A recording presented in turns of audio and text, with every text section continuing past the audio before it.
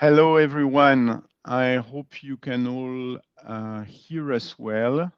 Thank you so much for joining us Можно today говорить английскую. for this Прикольно. special А webinar французскую? on Ukraine. You may wonder why a medium-sized tech company like Nomady would organize a webinar on a war, be it in Ukraine, a few thousand kilometers away from our headquarters in Paris. The reason is really threefold. First of all, we have Ukrainian people in our team, and were it just for them, it would be extremely important to tell them we're concerned. What hurts them Чтобы hurts us all. появиться. Нет. So two of them are with us today. Irina, who comes from Donetsk and works in our Paris office, and Victoria, who comes from Western Ukraine and also works at Numberly in Paris. They both have family and friends still in Ukraine. So thank you so much, both of you, for being with us today and for preparing this session with us.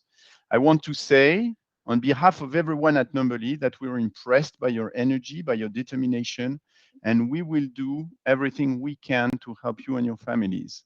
Thank you because you give us energy and meaning. You give us the reasons to feel even more concerned and to take action. So this is the very first reason why we thought we would organize such a webinar. The second thing really is that Ukraine is a tech country. Ukrainians are among the best developers in the world. They were instrumental in developing some of the best technologies. And so tech is under attack as well, and tech is at stake, and we wanted to make that connection. Last reason for organizing this webinar, this war is a massive shock for all Europeans because it is an attack to the very roots of Europe, which is obviously peace.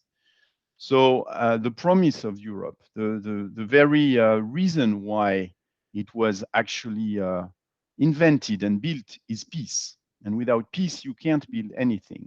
In an entrepreneurial company like Numbly, you realize you can't really do business without peace. In a way, everything we do here, and we do some complex things, is only possible because we have peace, because we have a solid legal, economic, institutional order and an ecosystem that we inherited in which we prosper, we express creativity, a freedom to start, take risks, hire whoever we think is the best. Without peace, many things don't really matter. So we feel concerned. We don't pretend to be a media. We don't want to talk about politics. We just feel it's our responsibility as a medium-sized European company to bring a contribution, to drive awareness and take action. Because there are so many good reasons to not do anything and just wait. But there is urgency because freedom and democracy and pretty much everything that allow us to be who we are and what we do is at stake here. So that's why we organize this. Forgive us, it's a bit last minute. We'll do our best. And here we are for a little less than an hour with a couple of people we estimate and we like so much. So let me quickly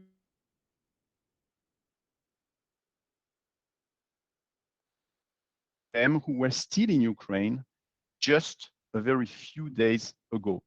Lady first, we have the great pleasure to welcome Anne Avril, Executive Director at UNICEF.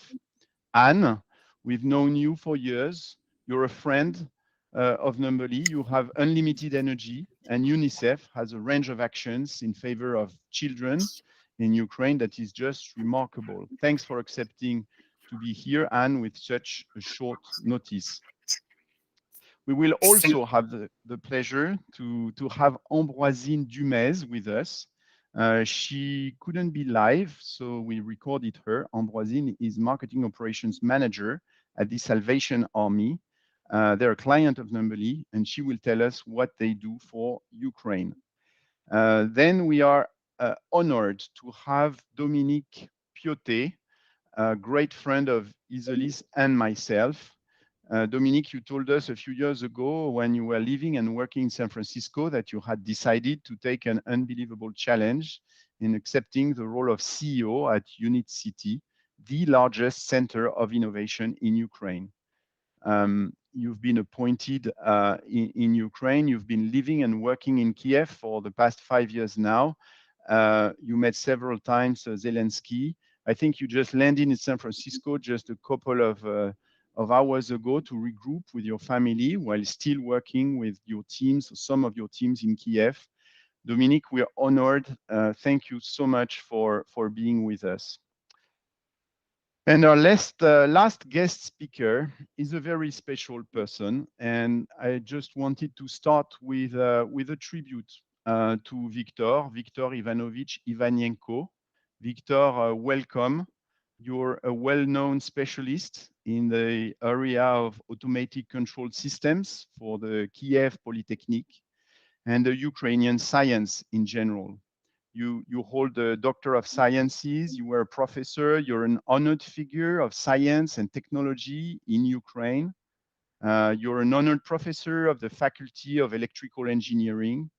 You're head of mathematical modeling of economic systems department. You have made, Viktor, very valuable contributions in the development of general decision-making theory and controlled random processes theory. You were forbidden, Viktor, to go abroad beyond the USSR for 27 years until 1990. You were also forbidden to participate in scientific international conferences where you had your reports. You delivered research conferences and advanced courses at the École Normale Supérieure de Cachan in Paris. You worked on an incredible number of research projects in the USSR, in Ukraine, in Russia, in the US, in Canada, France, Poland, Australia, Czech Republic, Slovakia, Greece, everything.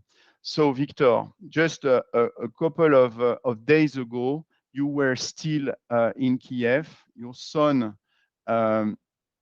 Yaroslav, who is with us, drove all the way to Kyiv to pick you up in a car. You two had to escape.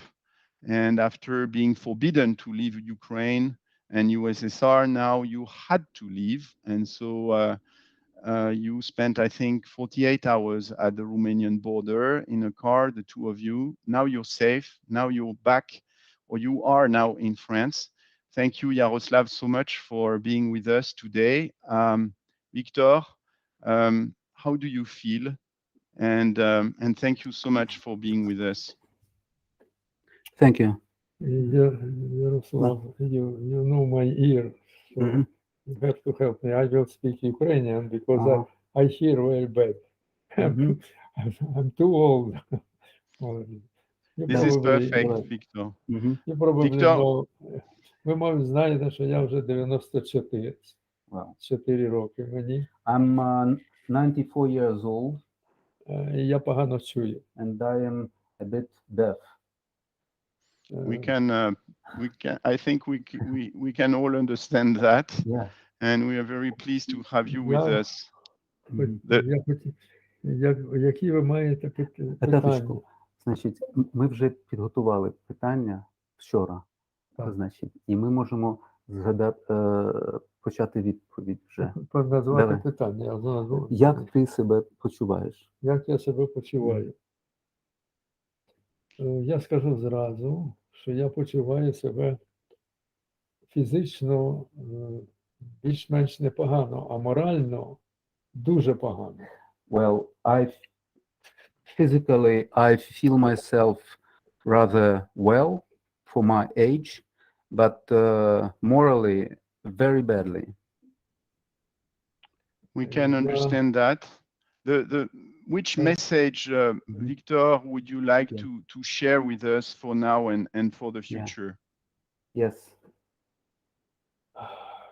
Я ніколи не думав, що я вдруге в житті переживу таку страшну війну, в якій будуть убивати абсолютно невинних людей. Well, I have never thought that I would live the second time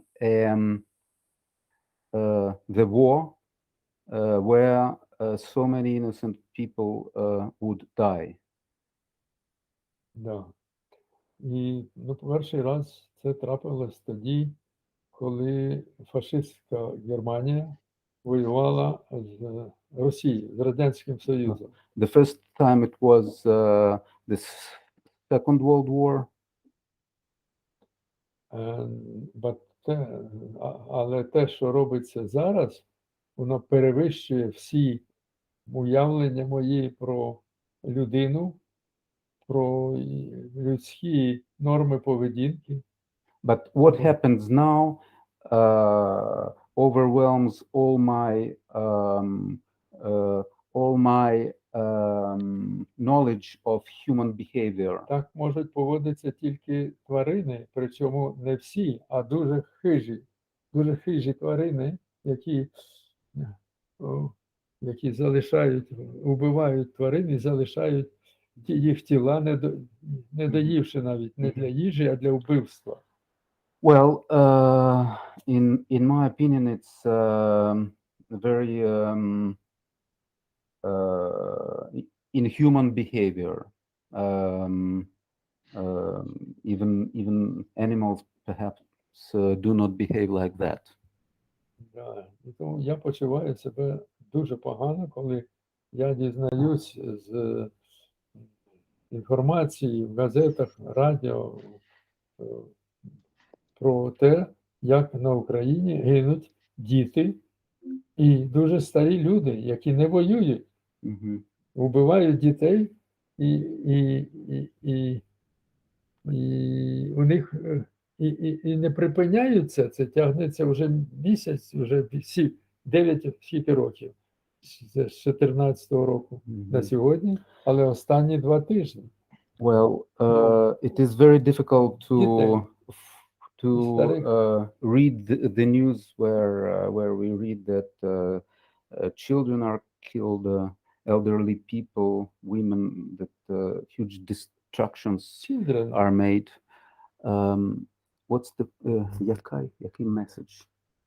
Ми вчора говорили з тобою про це, що цьому можна запобігти, необхідно запобігти. Безумовно, я не можу зараз сказати, я не знаю причин, але які б не були причини, це треба зробити так, щоб цього більше ніколи в історії людства не повторялось. Whatever are the reasons for this war, there should be taken measures that people who have such a drive for power as Russian president would never have an access to politics and management of countries. But we do not know what are these measures.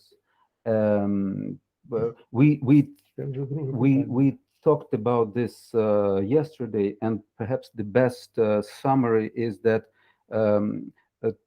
today we have no risk management tools in our life that would rule out the possibility of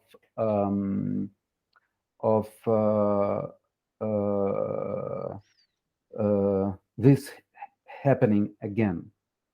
Yeah. So, thank you. Well, that's like this summary. Thank you so much, Viktor and Yaroslav. We will continue our webinar. We will keep precious what you said and your words, precious words on managing those risks. And maybe we now continue and move forward with tech.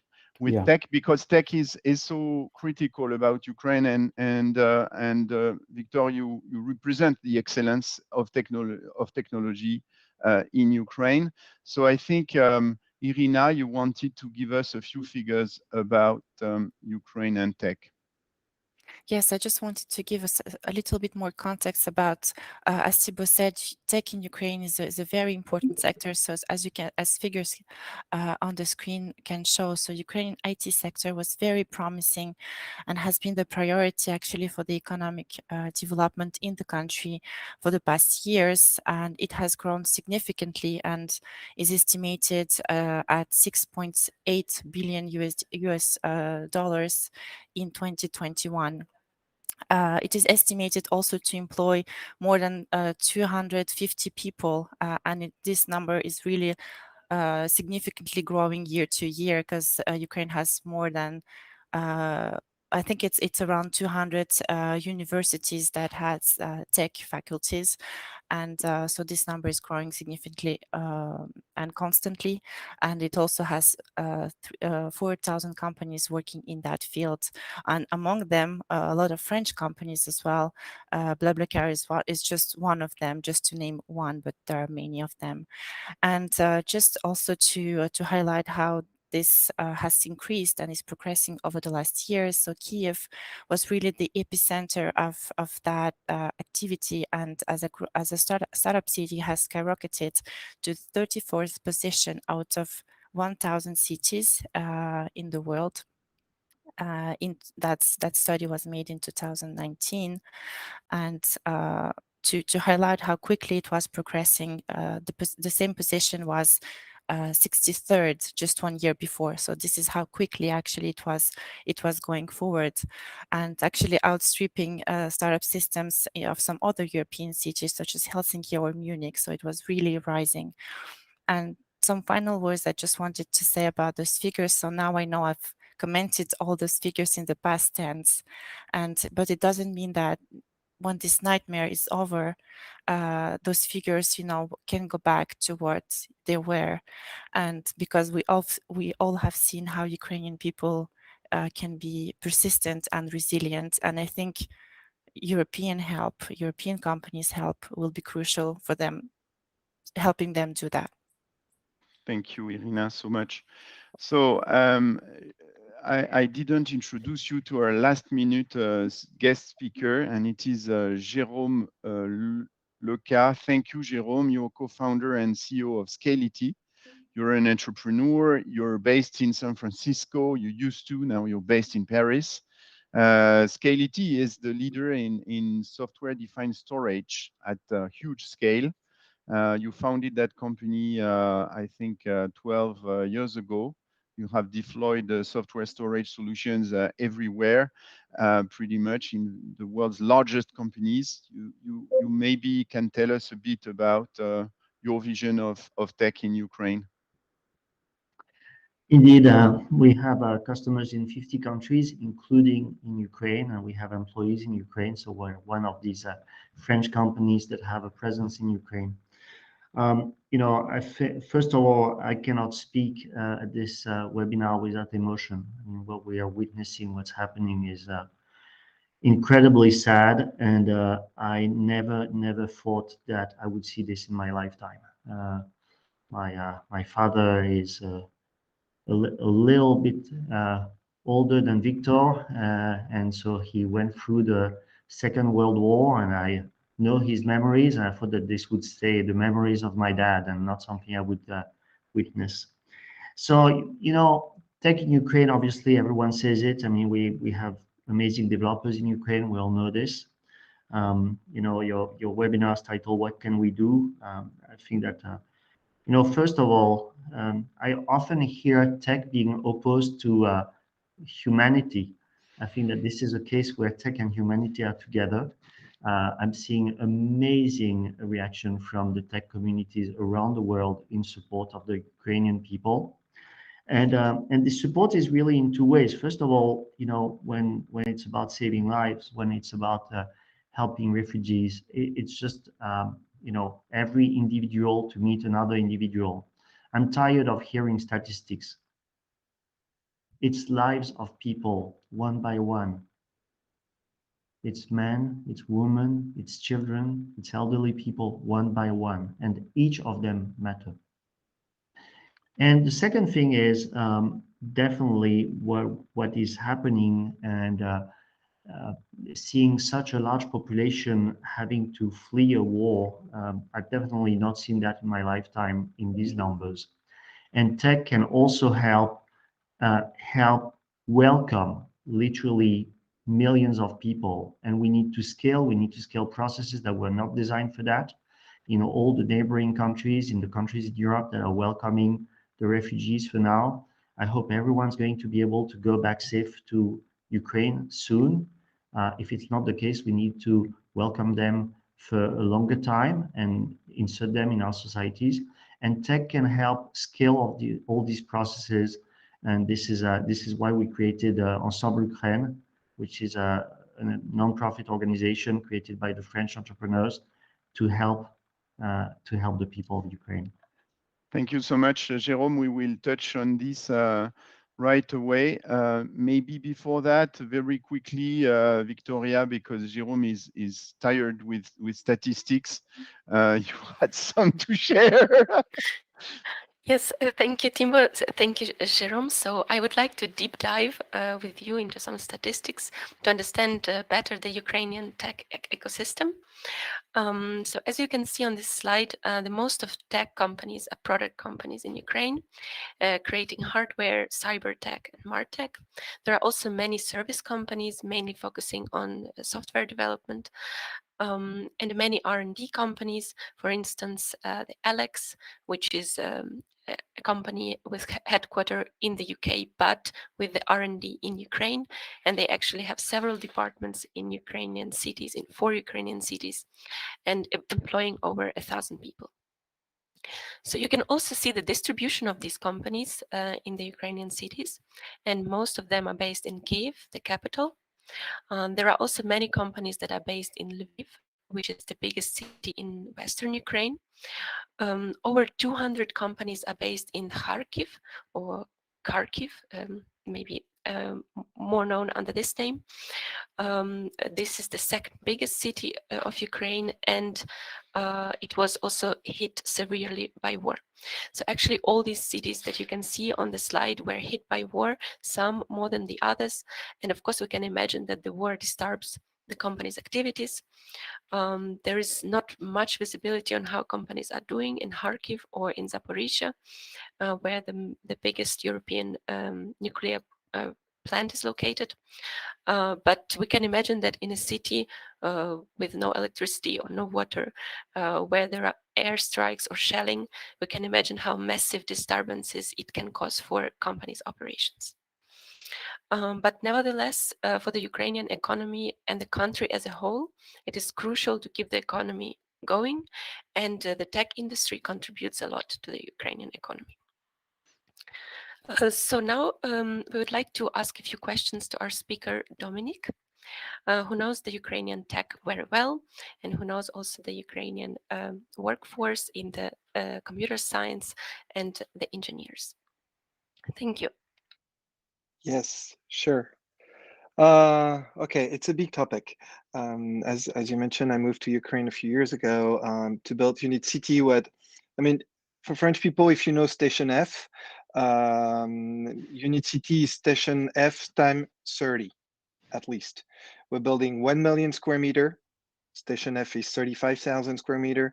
We will have 30,000 people working and living in UNIT.City. It's massive. And we have UNIT.City in Kyiv, and unfortunately, we had UNIT.City in Kharkiv, but I learned it's been bombarded. I don't know. We have no pictures, so I don't know exactly what the state of it. Nobody died in this bombing, so it's not with us anymore. I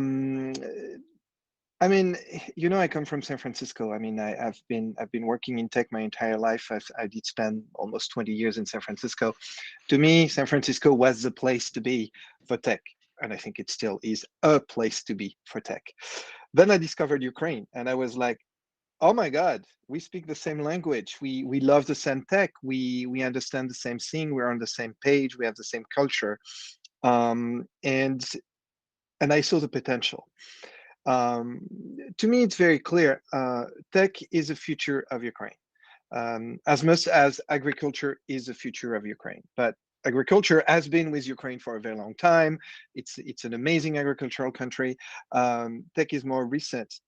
Or is it? Actually, you have people like Viktor who really set the ground. And I had the chance actually to have a partnership with the Kyiv University, and we were extremely involved in Kharkiv Polytechnic, who's been heavily bombarded actually, and universities.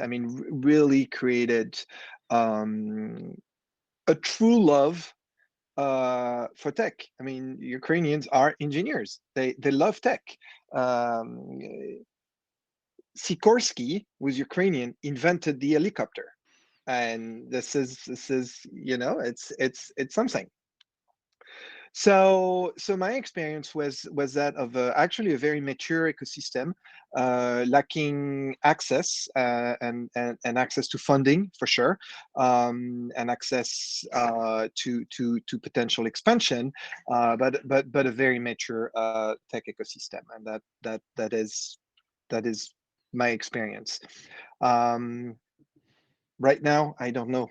To be honest, guys, it's hard. What I know is they're fighting.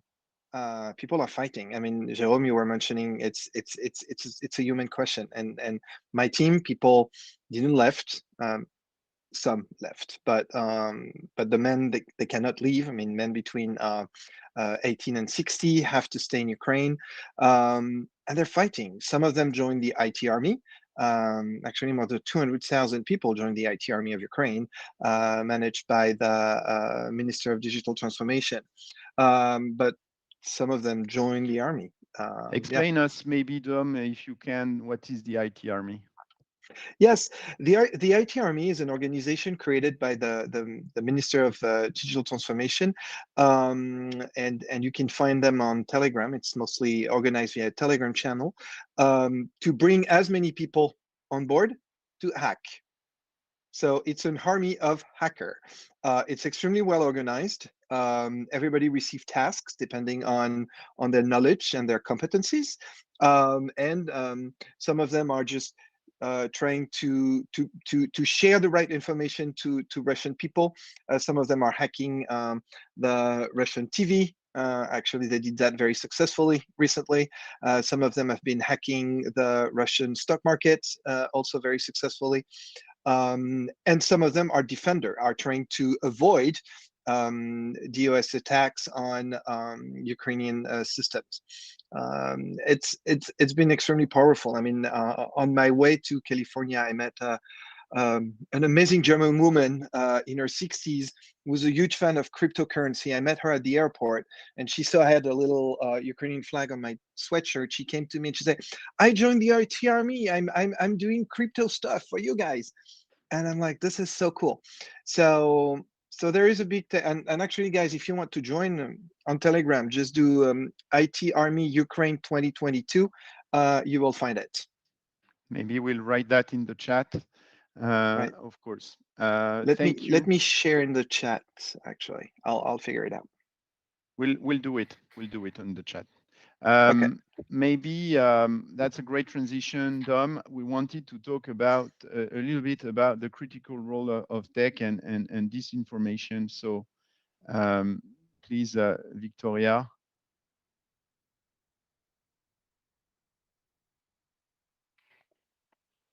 Victoria, you're mute. Yes. Yeah. Sorry, I think I'll do it. We had another question from Facebook being banned in Russia, as we all know, and Elon Musk providing Starlink stations for Ukrainians to still have access to internet. We see an information war for sure. So, as you started to tell us more about it, could you please, develop on that topic? Well, yes, of course, and I think it's not a big surprise that Russia is great at propaganda,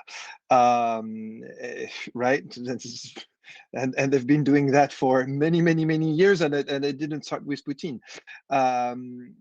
So it's clear in an information war. What's interesting to me is that Russia is losing this war. Nobody's joining Russia, and actually all the tech companies are in favor of Ukraine. Something really interesting happened in August this year. Is the visit of President Zelensky to Washington, then to California, to San Francisco. And he was able, during this visit, to create personal connections with Tim Cook, with Elon Musk, with a few others. And this is what's at stake. As we mentioned before, Ukraine is not super well known. And so what was interesting is for President Zelensky and Mikhailo Fedorov, the Minister of Digital Transformation, to create those personal connections. They have been extremely helpful. Elon Musk answered in a quick second to Mikhailo Fedorov's tweet asking to bring Starlink to Ukraine, and not only to bring the dishes, but also to open Starlink for free in Ukraine. This is key because this is what gives you access, right? Yeah, absolutely. And about this, we all know that very often the first victim of war is always the truth. So so this is true that that this information war sounds like something really really important, Irina.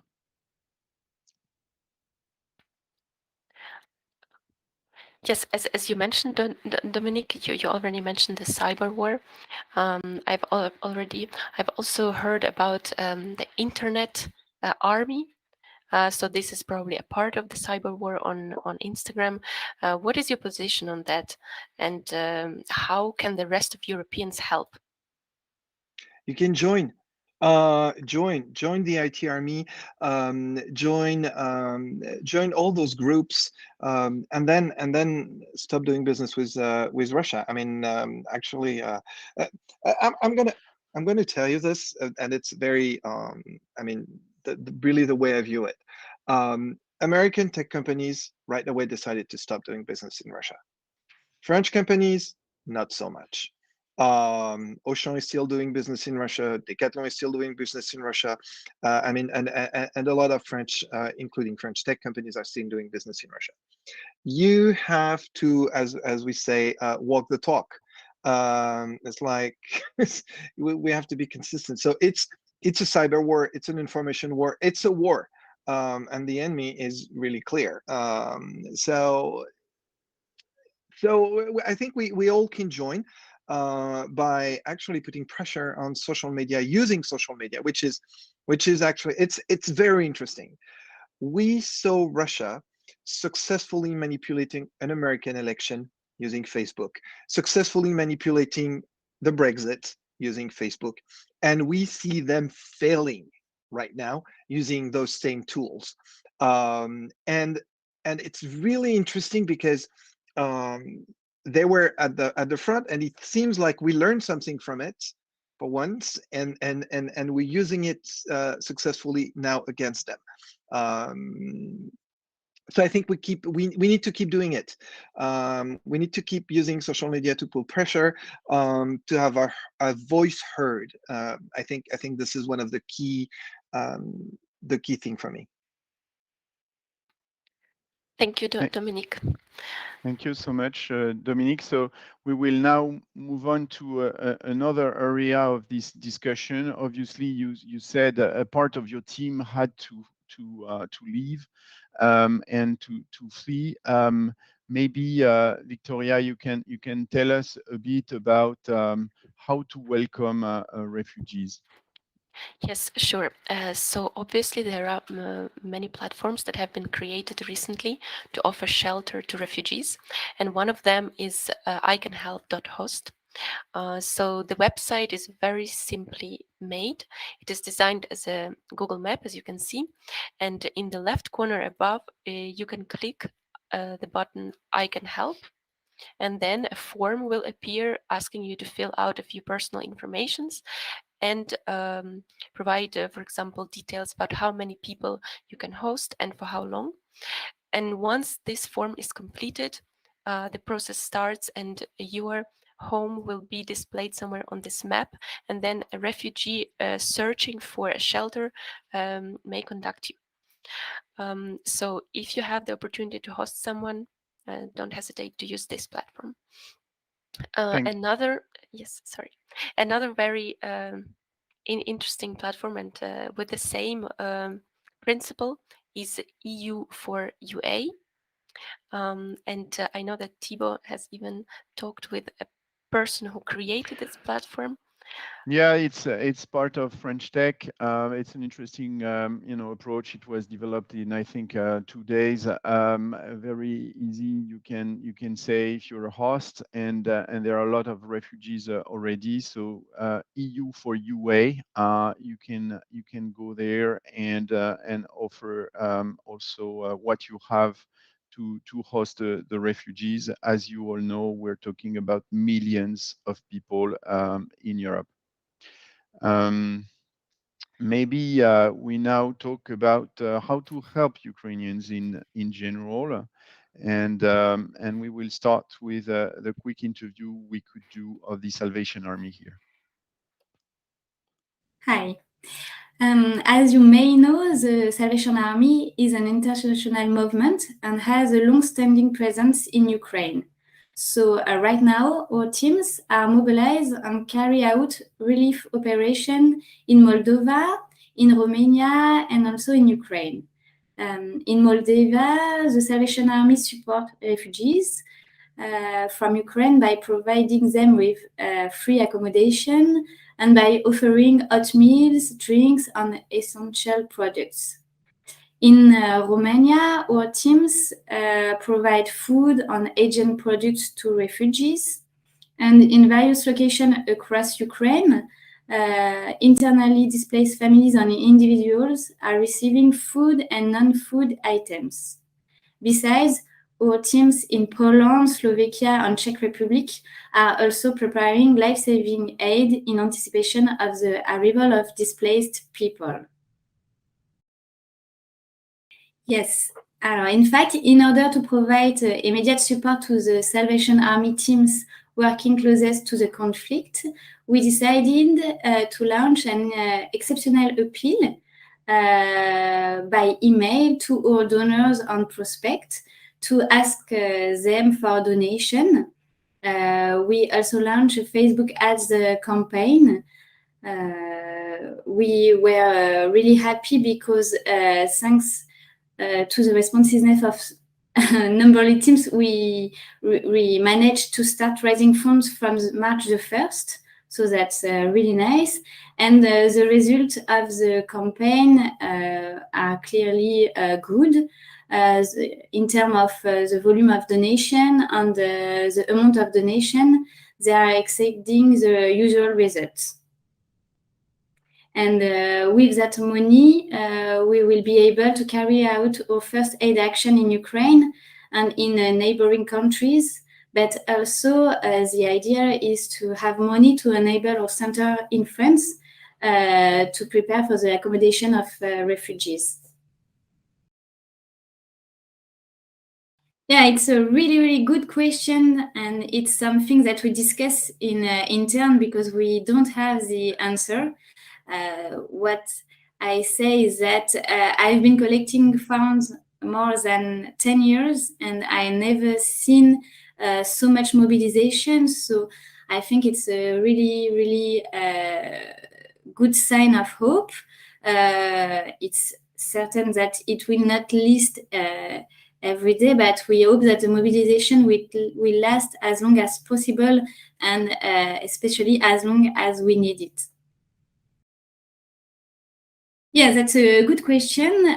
From now on in France, we are only collecting financial donation because our goal is to send the money to the Salvation Army teams that works closest to the conflict. So you can donate in our website directly at www.armedusalut.fr. But we are really happy because we have received, since the beginning of the conflict, many requests from people who want to do something for the refugees. And it's a good sign of hope for the weeks and the months to come, which promise to be really busy for all the association.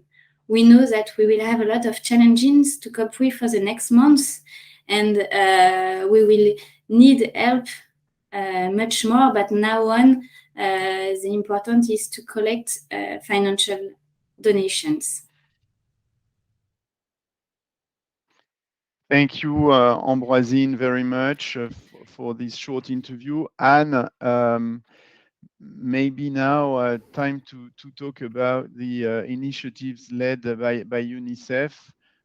Please, can you explain a bit what you are doing and what are the main challenges that you face in Ukraine? Thank you, Thibault. Yeah, we are facing many challenges as usual in war situations.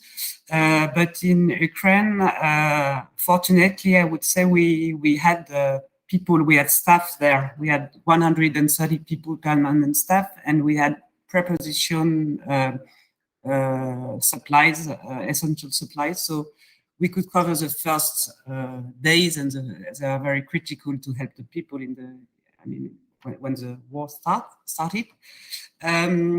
So we are facing three main challenges. I would say the first one is to provide essential help to the refugees and to the IDPs, internal displaced people, which is a difference between the people who are living inside the country and the other who are going abroad, and it's not the same status. We are working with HCR jointly to provide essential supplies for children mostly, but for families who are on the road. We have settled what we call Blue Dots. Blue Dots, it's a kind of shelter where people who are on the move can have a rest, can get access to water, sanitation, food, blankets, and also get some rest before they go to continue their road. So this is a huge logistical challenge, as you can imagine, to settle these places in safety localities. Also, we have to face another challenge, which is to give help to people who are not on the road, but people who decided to stay. And some did not decide to stay, but for instance, in Ukraine is one of the countries where we have the more important number of children inside institutions such as orphanage. And these children cannot move, cannot live. So we have to make sure that they are in a safety place and that people are taking care of them. And the third challenge is also to make sure or to protect children. And some children are alone, are separated from their families because their parents decided to stay or to protect their places or to fight for some time. And so they have left with relatives, with families or family members or with neighbors sometimes. And UNICEF is trying to reunificate as much as we can families in order to make sure that there's no children on his own and could be a victim of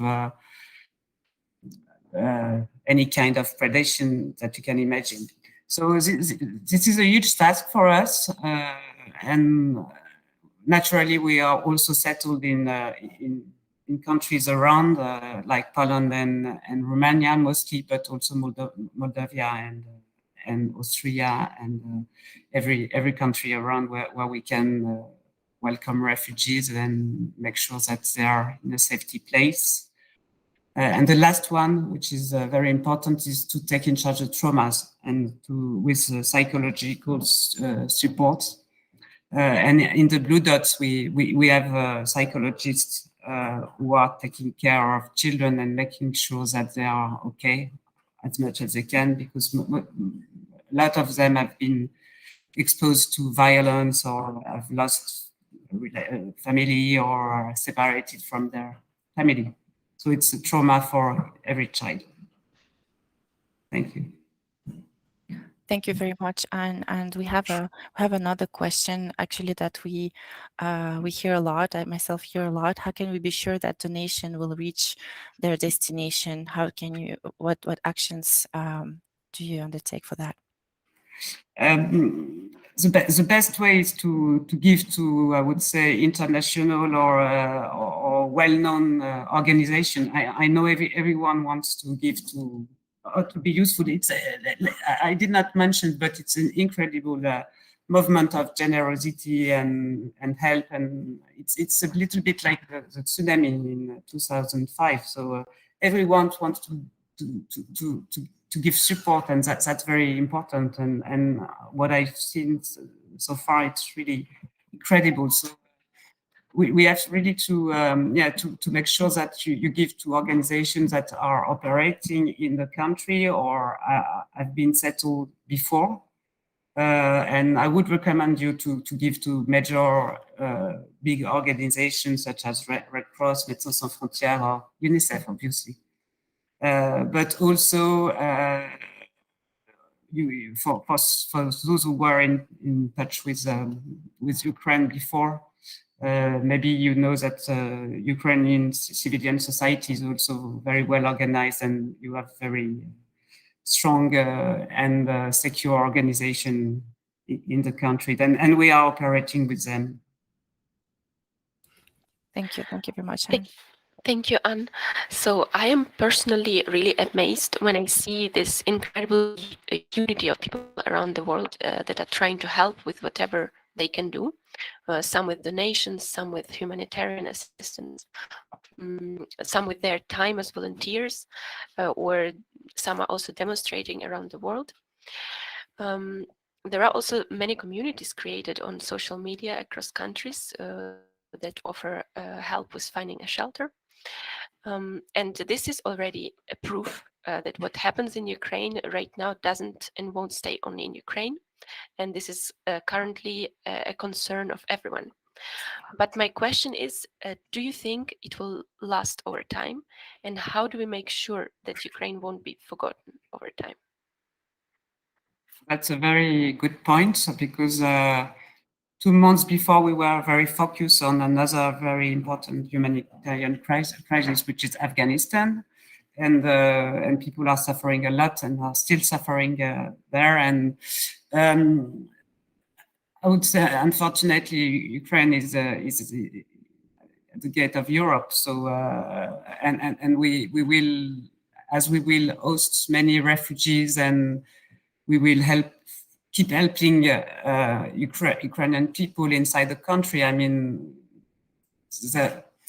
there's a high probability that we will not forget this conflict.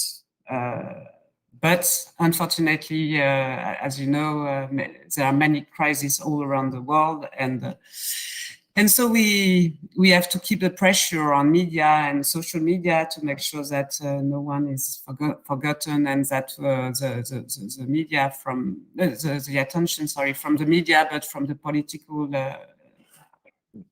remains focused on Ukraine. And no, my opinion is that it will not be a forgotten crisis, because it's so close from our places. I mean, for Europe, and I'm talking not for the US, I don't know, but for Europe, and we will keep attention for this major crisis. Thank you so much, Anne. Very briefly, maybe Irina, you can tell us a bit about how brands can help. I know in the audience we have a big number of people working with brands, for brands. So tell us a bit what they can do. So yes, exactly. Actually, we were talking a lot about how we can individually help, but actually brands can do many stuff also.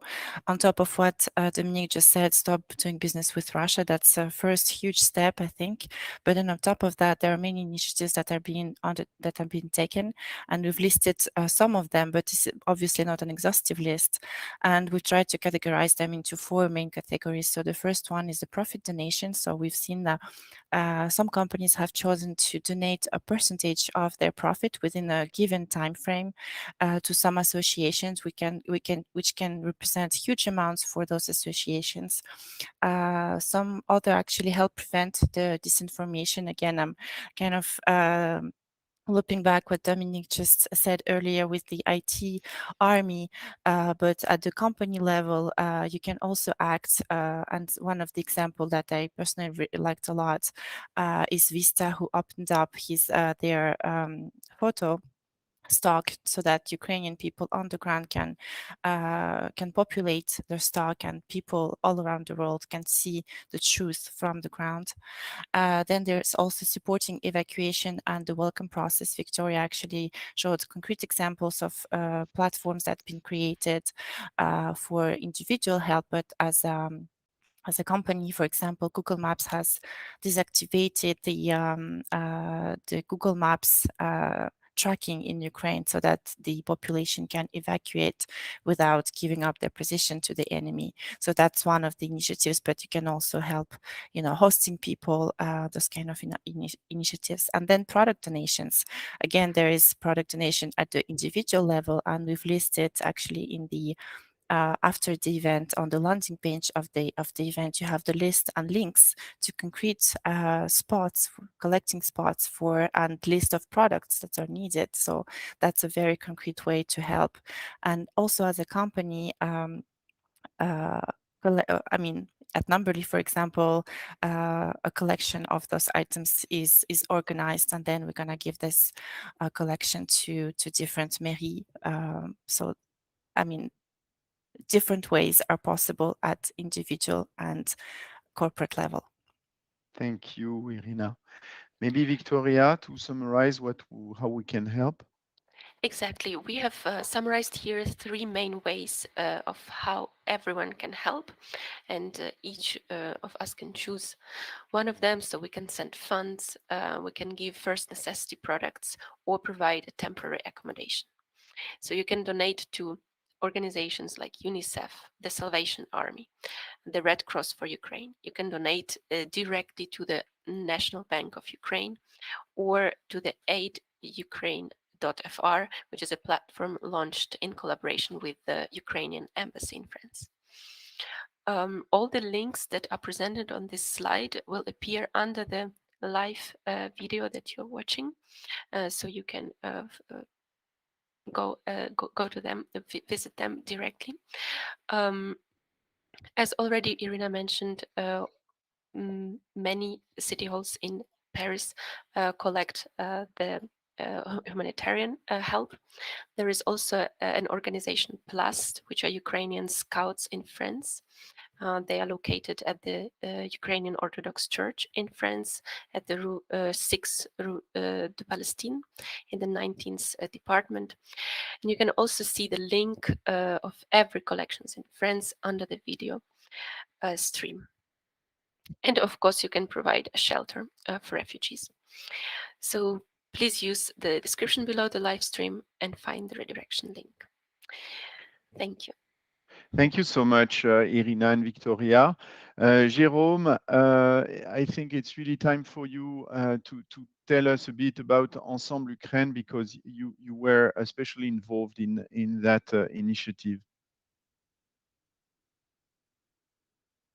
Jérôme? I'm sorry, I'm going to have to disagree with you just a little bit, but I agree with 98% of what you said.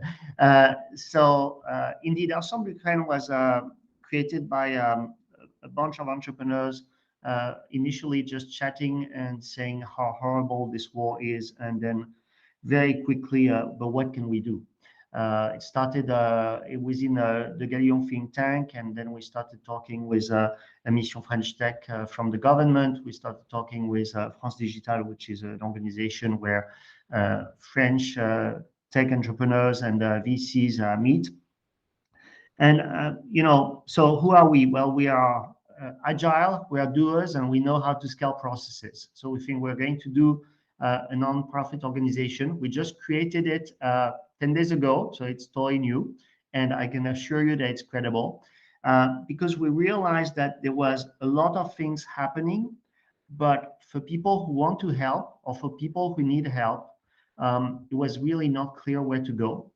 And what we decided is that we would help organize the information, help direct. And I mean, simple things that we've done, but that are enormous. So you mentioned just earlier the organization Plast in Paris, who collects a lot of good. We got a call on Wednesday from Plast saying we have a lot of goods, but we don't have a truck to take the goods to Ukraine. Well, we knew a truck that was leaving from Nantes and could easily go through Paris, pick up the goods and bring them to Ukraine because it was going empty towards the Polish border. And we've done dozens of things like this where we just match people who want to help or who need help in different ways. We work with Jean-Christophe Bonis in Warsaw, helping refugees come to France. We're working with EU4UA, which is an amazing organization. They already have thousands of people who have offered beds. We're working with Refugee Panafo. Our goal is really to work with the organization who are already doing things, but really match the need from the people that we know in Ukraine, and we know people all around Ukraine, just because we're tech companies and we have developers in Ukraine. So we're talking about tech, just because they're there, we're getting the info from locally what's happening there day after day. The needs are changing literally every day. So you can trust us. We do good. We do what we know how to do. We're agile. We're doers. So we make things happen, and we know how to scale processes. I mean, when we know an organization who just got 9,000 emails of people who are willing to provide lodging, and we know how to organize using artificial intelligence, using the methods we use in all our tech startups. We know how to organize 9,000 emails to be able to match with demand. That's what we do. Thank you, Jérôme. I think we need all initiatives and all energies here. This is wonderful what you guys are doing. So we have the address here for everyone. We also had a couple of questions I really would like to take. So Dominique, Jérôme, a question on how to put pressure on those companies that still do business with Russia. Any idea on that? Ban them.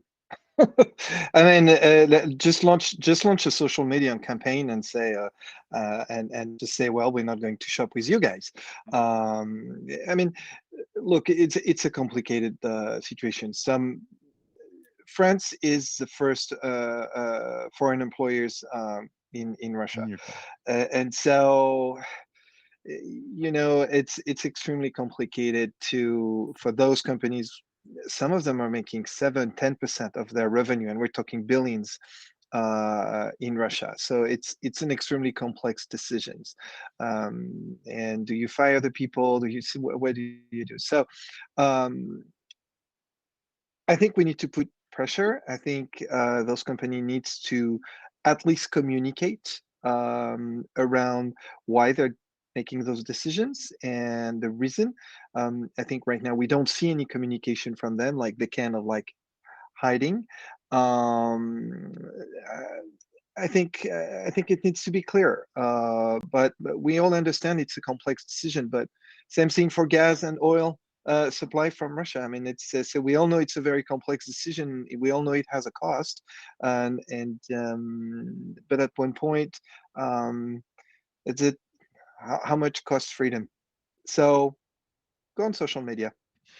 That's what I would do. Thank you. Another question for you as well. Do you intend to evacuate servers and computers? Dom, I guess it's too late. It's too late, and we love the cloud. So actually, we don't have a lot of servers in UNIT.City. But most of our clients are in the cloud. So and people can pretty much work from everywhere. What's more complicated is for our labs. I mean, in UNIT.City, we had the largest 3D printer farm in Ukraine with a few thousands of 3D printers. We'll see. Thank you very much. Maybe a last question also.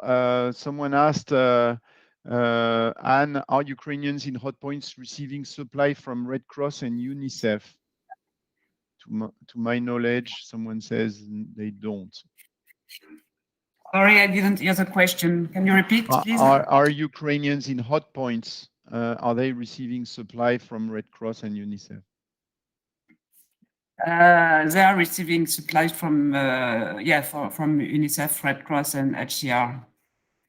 Yes. Well, I just heard that Mariupol is under siege, and that no supply has been able to get in the city for at least 6 days. But it's not because Red Cross and UNICEF is not there. You guys are here. You just cannot get in Exactly. because the Russian don't let anybody in. Yeah, but we had some material, as I said, we had some material at some point, so that's why we could cover the most urgent needs. But yeah, logistical is really critical at this stage for many others. Is there something that we should not do because it doesn't help? That's a good question. Try to help directly children. So, for instance, if you want to host a minor or an adolescent, for instance, with on the road, please don't, and go to the local authorities, because it's really complicated. It's really not good for them. Good. Thank you. A final word, maybe Viktor? Щось сказати в кінці хочеш? Да. Тільки швидко. Що я можу сказати з цього приводу? Ну, взагалі. Я дуже дякую всім, хто допомагає Україні. Дуже дякую всім, хто допомагає Україні. Але я дуже боюсь таких людей, як Путін. Такі люди, він став 35 років полковником КГБ. Це свідчить про те, я перекладу. I thank everybody who helps Ukraine, and I'm afraid of such people as Vladimir Putin, because as far as I know, he became the colonel of KGB at 35, and this is a sign of his